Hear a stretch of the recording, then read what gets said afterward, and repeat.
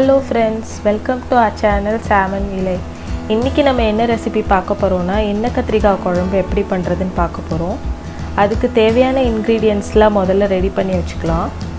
நாங்க இன்னைக்கு 400 grams கத்திரிக்காய் எடுத்துருக்கோம். அதுக்கு இந்த இன்கிரிடியன்ட்ஸ் அளவு கரெக்ட்டா இருக்கும்.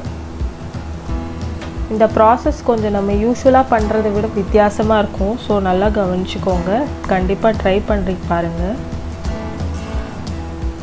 ஃபர்ஸ்ட் நம்ம ஒரு pan வச்சிட்டு அதுல நல்லெண்ணெய் ஊத்திக்கலாம். நல்லெண்ணெய் வந்து ஒரு நல்ல ஆத்தென்டிக் ஃப்ளேவர் கொடுக்கும் இந்த டிஷ்க்கு. எண்ணெய் சூடானதும் நம்ம ரெடி பண்ணி வச்சிருக்கிற ஆனியன்ஸ் இதில் ஆட் பண்ணிக்கலாம். நான் இன்னைக்கு சின்ன வெங்காயம் பெரிய வெங்காயம் ரெண்டும் மிக்ஸ் பண்ணி போடுறேன்.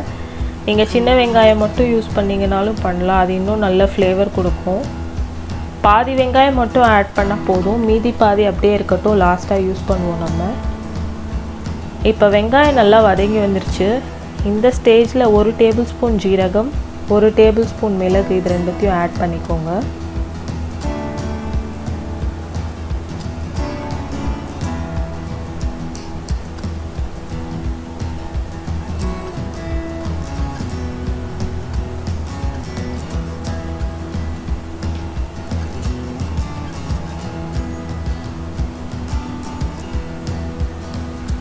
அடுத்ததாக நம்ம ரெடி பண்ணி வச்சுருக்கிற ஜிஞ்சர் கார்லிக் பேஸ்ட் இதில் போடலாம். 1 ஸ்பூன்லேருந்து 1.5 ஸ்பூன் வரைக்கும் நம்ம இது போடலாம். கரெக்டாக இருக்கும் இந்த கத்திரிக்காய் அளவுக்கு. ஒரு 2 மினிட்ஸ் ஆச்சு வதக்கிக்கோங்க, அப்போ தான் நல்லா பச்சை வாசனை போய் வரும். அடுத்து நம்ம சாப் பண்ணி வச்சுருக்கிற டொமேட்டோஸ் இதில் போடலாம். நிறையா இருக்குன்னு யோசிக்காதீங்க, நம்ம இதில் பிளெண்ட் பண்ணுவோம். இப்போ கொஞ்சம் நேரத்தில் இதை மிக்சியில் போட்டு அடிப்போம், அப்போ கரெக்டாக இருக்கும் நமக்கு அளவு. நம்ம எல்லாருக்கும் தெரிஞ்ச மாதிரி தக்காளி சீக்கிரமாக வேகணும்னா சின்ன டிப்ஸ் தான், உப்பு ஆட் பண்ணணும். ஸோ கொஞ்சமாக இதில் உப்பு ஆட் பண்ணி நல்லா மிக்ஸ் பண்ணிக்கலாம். தக்காளி நல்லா வெந்து மேஷ் ஆகி வரணும், அந்த அளவுக்கு வதக்கிக்கோங்க.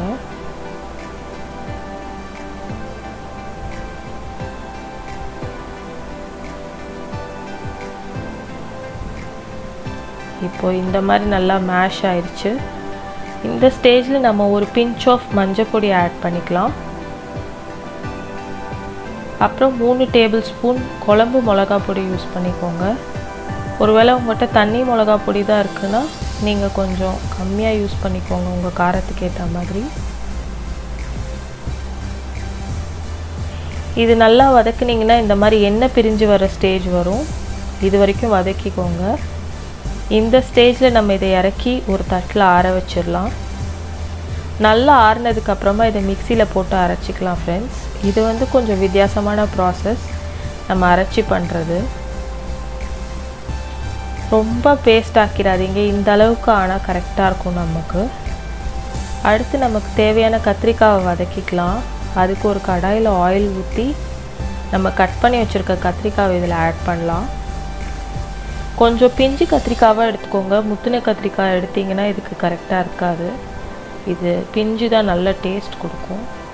லோ ஃப்ளேம்லே பண்ணிக்கோங்க, இல்லைன்னா கத்திரிக்காய் தீஞ்சிரும், நல்லா இருக்காது. ஒரு கத்திரிக்காவே இந்த மாதிரி 4ஆக கீரல் போட்டு அதை நாங்கள் யூஸ் பண்ணுறோம். இந்த மாதிரி தான் இருக்கும் எண்ணெய் கத்திரிக்காய் குழம்புக்கு. பார்த்திங்கன்னா ஒரு நல்ல பர்பிளாக இருக்குல்ல, இது ப்ரௌன் கலரில் மாறுற அளவுக்கு நம்ம வதக்கிக்கணும். கொஞ்சம் கொஞ்சமாக மாறுது கலரு. பார்த்திங்கன்னா இந்த அளவுக்கு வதக்கிக்கணும், நல்லா ப்ரௌனாக ஆகிடும் நம்ம கத்திரிக்காய் வதக்க. எண்ணெய் கொஞ்சம் ஜாஸ்தியாக யூஸ் பண்ணுறோன்னு நினைக்காதீங்க, இதே தான் நம்ம குழம்புக்கும் யூஸ் பண்ண போகிறோம். ஸோ ஒன்றும் பிரச்சனை இல்லை. இப்போ கத்திரிக்காய் வதக்கின அதே எண்ணெயில் கொஞ்சமாக கருவேப்பிலை ஆட் பண்ணிக்கோங்க. கூடவே 3 பச்சை மிளகா கீரி ஆட் பண்ணிக்கோங்க.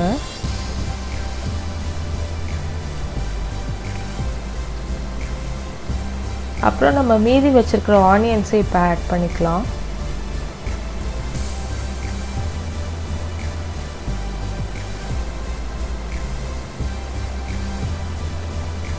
நல்லா மிக்ஸ் பண்ணிக்கோங்க.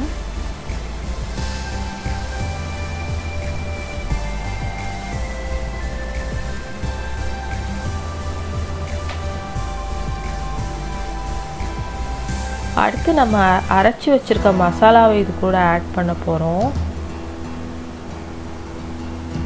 நம்ம முன்னாடியே அரைச்சி வச்சுருக்கோம்ல அந்த மசாலாவை இந்த ஆனியன்ஸ் நல்லா வதங்கினதுக்கப்புறமா ஆட் பண்ணிக்கலாம்.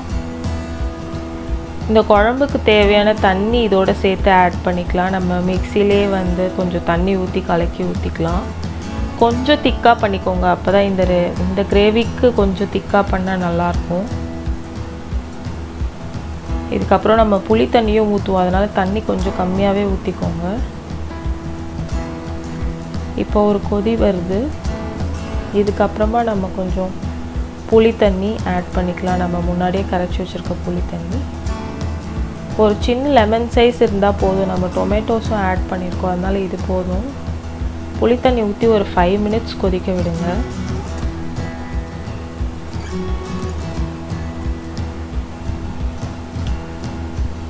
இப்போ இந்த ஸ்டேஜில் குழம்புக்கு தேவையான சால்ட் ஆட் பண்ணிக்கலாம். நம்ம தக்காளிக்கு மட்டும்தான் சால்ட் போட்டிருக்கோம். ஸோ மீதிக்கு தேவையான சால்ட்டை இந்த ஸ்டேஜில் நம்ம ஆட் பண்ணிக்கலாம். அப்புறம் நம்ம வதக்கி வச்சுருக்கிற எண்ணெய் கத்திரிக்காவே இதில் போட்டுடலாம். ஒரு 2 மினிட்ஸ் கொதிக்க விட்டிங்கன்னா போதும் ஃப்ரெண்ட்ஸ். அவ்வளோதான், நம்மளோட எண்ணெய் கத்திரிக்காய் குழம்பு நல்லா தயாராகிடும். இப்போ இந்த கத்திரிக்காயோட கன்சிஸ்டன்சி பார்த்தீங்கனாலே தெரியும், நல்லா வெண்ணெய் மாதிரி வெந்து வந்திருக்கும், அழகாக இருக்குது. கடைசியாக கொத்தமல்லி தூவி இறக்குனிங்கன்னா நம்மளோட எண்ணெய் கத்திரிக்காய் குழம்பு ரெடி. கண்டிப்பாக ட்ரை பண்ணி பாருங்கள். நிறைய பேர் வெஜிடேரியன் ரெசிபி கேட்டிருந்தீங்க. ட்ரை பண்ணிவிட்டு உங்களுக்கு இந்த வீடியோ பிடிச்சிருந்துச்சின்னா மறக்காமல் லைக் பண்ணுங்கள், ஃப்ரெண்ட்ஸ்க்கும் ஷேர் பண்ணுங்கள், சப்ஸ்கிரைப் பண்ணுங்கள், பெல் பட்டனை ப்ரெஸ் பண்ணுங்கள். தேங்க்யூ.